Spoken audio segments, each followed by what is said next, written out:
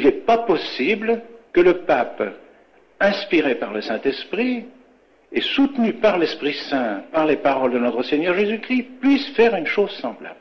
Ça, je suis d'accord avec vous. C'est pas possible, c'est incompatible. Cette destruction de l'Église, cette destruction du règne social de notre Seigneur Jésus-Christ, cette destruction de la foi catholique dans tous les domaines, tous les catéchismes, les universités, les écoles catholiques, les congrégations religieuses, les séminaires, qu'on regarde partout, c'est la destruction systématique de toute l'Église, voulue par toutes les réformes qui ont suivi le Vatican. Car le Vatican II n'a été, je dirais, qui a permis de faire les réformes. Ce qui devait être fait, c'est les réformes. Le Vatican II, sous des termes équivoques, a permis de se lancer dans les réformes. Et c'était ça qui était voulu. Et ça a été le tremplin qui a permis cela. Alors, on peut dire du Saint-Père aussi, en effet, ce n'est pas possible qu'un pape puisse faire cela. Donc, il n'est pas pape. Ah, le raisonnement vaut. J'en sais rien. Je ne dis pas que ce soit ça. Mais je dis, il y a plusieurs hypothèses. Et ça peut être une hypothèse valable. Elle se découvrira peut-être. Je n'en sais rien.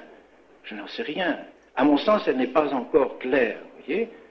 Mais si un jour se découvrait, et c'est des choses qui ne sont pas impossibles. Là aussi, il y a eu des apparitions qui l'ont dit, mais ces apparitions ont été reconnues par le Saint-Siège. C'est Fatima, c'est la Salette, qui ont dit que le démon monterait jusqu'au plus haut sommet dans l'Église. Non, c'est rien si c'est le plus haut sommet, ça veut dire le secrétaire d'État que ça s'arrête là, ou bien si ça va plus loin que ça va jusqu'au pape. Non, c'est rien, jusqu'à celui qui se dit pape.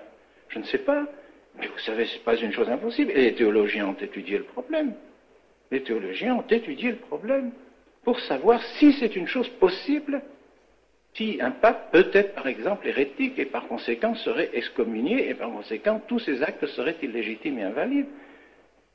Et si par hypothèse, je n'en sais rien, encore une fois, ne me faites pas dire ce que je ne dis pas, je ne sais pas, mais enfin, étant donné qu'on découvre tout doucement ses appartenances à la maçonnerie, imaginez que le pape ait été inscrit dans une loge maçonnique avant son élection.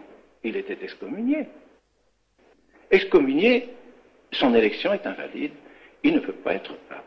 Et nous aurions pendant un pape qui ne serait pas pape. C'est des choses possibles, encore une fois, je ne dis pas que ce soit.